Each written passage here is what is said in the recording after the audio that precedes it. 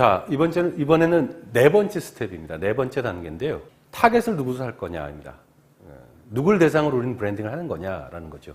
물론 여러분이 처한 입장마다 메인 타겟이 물론 다 다를 수는 있습니다만 일반적으로 적용할 수 있는 얘기를 말씀을 드리려고 합니다.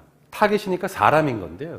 사람 얘기할 때마다 전 떠올리는 게 하나 있습니다. 뭐 긴 인생을 살았던 짧은 인생을 살았건 참 살다 보니까 세상에 참 희한한 사람 많아요. 그것이 클라이언트건 친구건 뭐 선후배건 상관없어요. 그저 아는 사람이어도 상관없고요. 이런 말씀 드려서 좀 그렇습니다만 간혹가다 말입니다. 자기한테 특별히 잘해주지 않으면 자기한테 피해를 끼쳤다고 생각하는 미친놈들이 있습니다.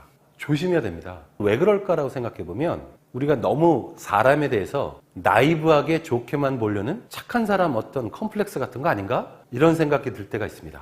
비즈니스 할 때도 마찬가지입니다. 서로 돕자라고 얘기할 경우가 많이 있는데요. 저는 이렇게 생각합니다. 서로가 입장이 완전히 동등한 경우 아니면 서로 돕자고 말하는 사람이 나를 도와주는 경우는 잘 볼지 못했습니다. 그 반대도 마찬가지인가는 반성도 해야 되겠습니다만 그래서 기본 전제가 이게 한비자인데요.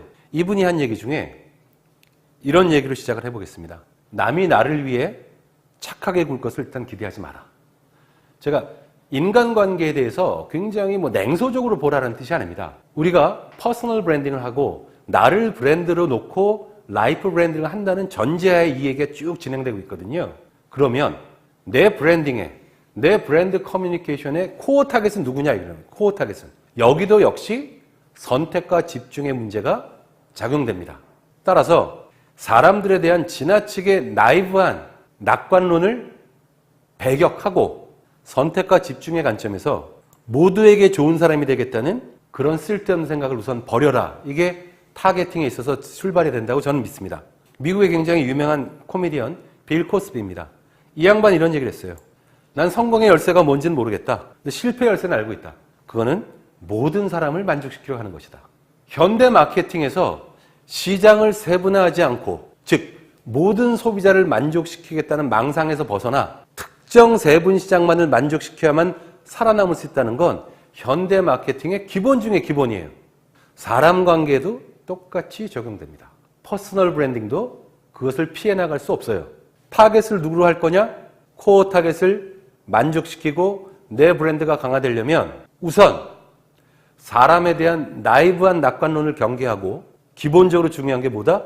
모두에게 좋은 사람이 되겠다는 생각을 버리는 겁니다. 그래서 내가 잘해줘야 될 사람과 그렇지 않은 사람들을 명확히 구분하고 선택하고 잘해줘야 마땅한 사람한테 집중하는 걸로 타겟팅은 시작된다라고 잔소리 드립니다.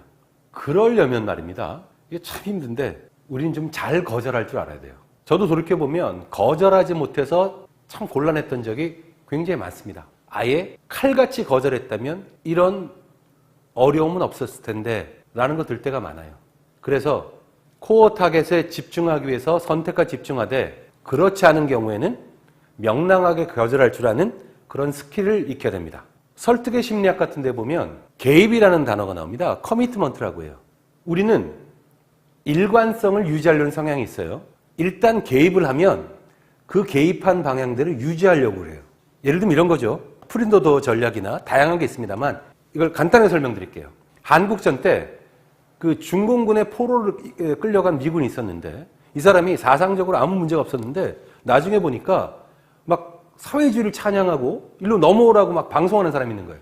심리학자들이 알아봤어요. 왜 그랬을까? 커미트먼트 때문이에요. 처음에는 거절할 수 없는 쉬운 부탁을 해요. 예를 들면 이게 영장문을 했는데 문법이 어떤지 한번 봐달라. 까칠하게 싫어 라고 할 수도 있겠지만 그게 큰 어려운 게 있겠어요?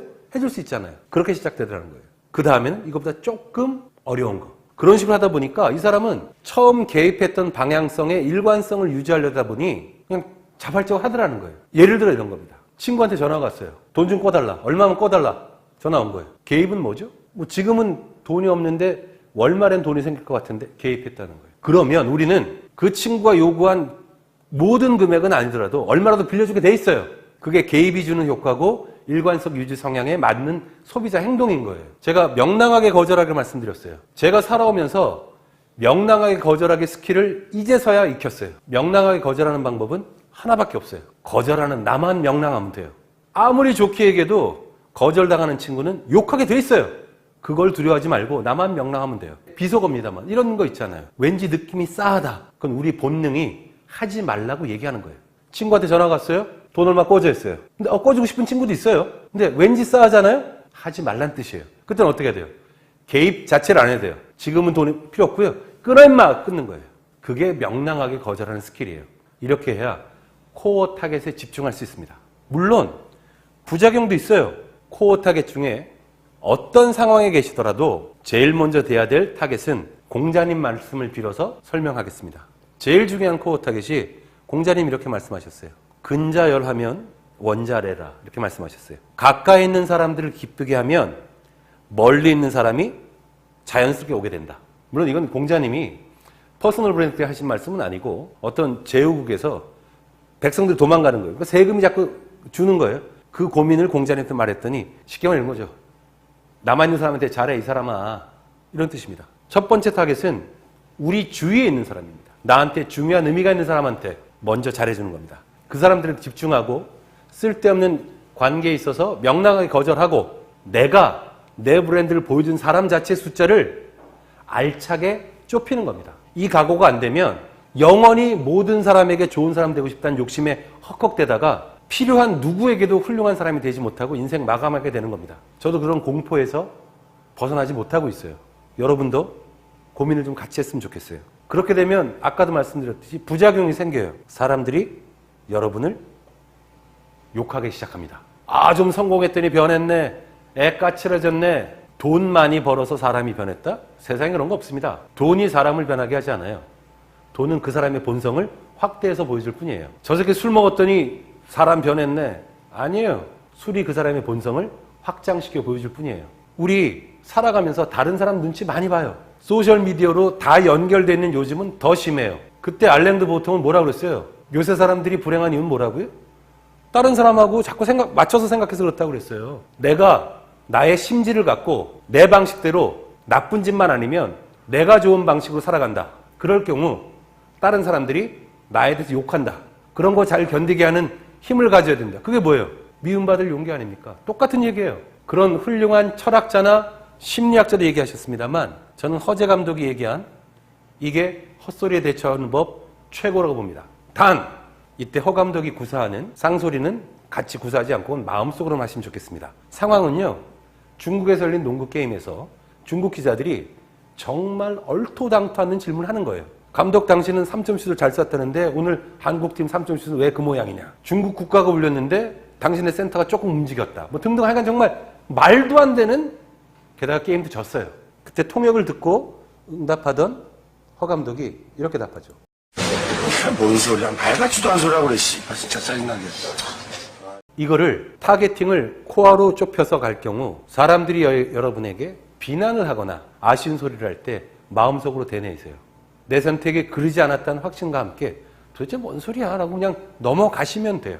우리가 업무를 할 때는 말입니다. 흔히 두 축으로 일을 하지 않습니까? 급한 것, 중요한 것. 뭐부터 해야 되죠? 급하고 중요한 것.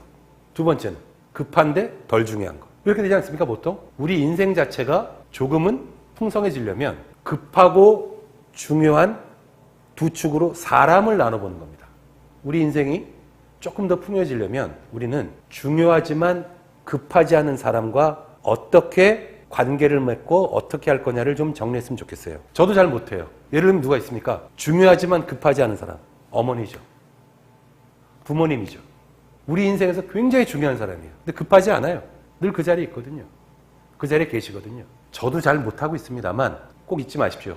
중요하지만 급하지 않은 사람과의 관계를 어떻게 가져갈 것에 대한 다양한 생각을 일상의 실천으로 연결시키는 것. 그것 또한 퍼스널 브랜딩에서 우리 인생에서 잘 살아가기 위해서 매우 중요한 고려 요인이다라는 점 절대 잊지 마시기 바랍니다.